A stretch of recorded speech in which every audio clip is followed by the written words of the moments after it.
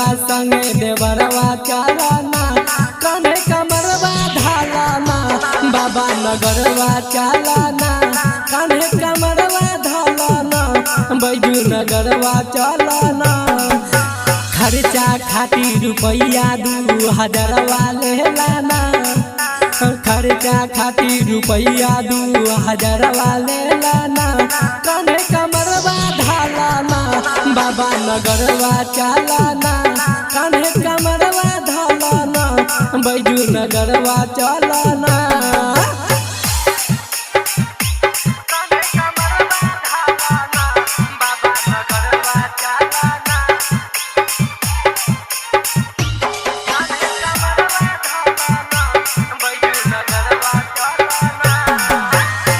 सबे खर्चा हम ही देबो, संगे खाली चलै मोरा।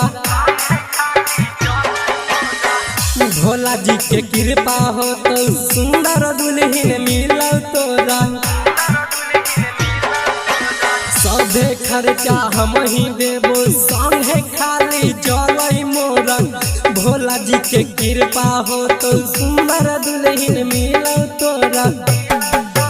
हम ही बानी अकेले तानी सहरवा कालाना, हम ही बानी अकेले तानी सहरवा कालाना। कान्हे कमरवा ढालाना, बाबा नगरवा चलाना, कान्हे कमरवा ढालाना, बैजू नगरवा चलाना।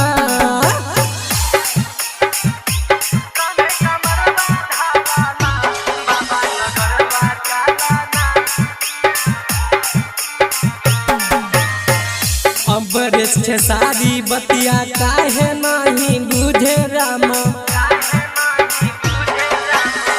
राइटर नरेंद्र मजबूरी नहीं बुझे रामा। अम्बरेश के सारी बतिया काहे नहीं बुझे रामा। राइटर नरेंद्र मजबूरी नहीं बुझे रामा। कन्हैया देवरवा फूला के हरवा लहराना, कन्हैया देवरवा फूला के हरवा लहराना। कान्हे कमरवा ढालाना, बाबा नगरवा चलाना, कान्हे कमरवा ढालाना, बैजू नगरवा चलाना।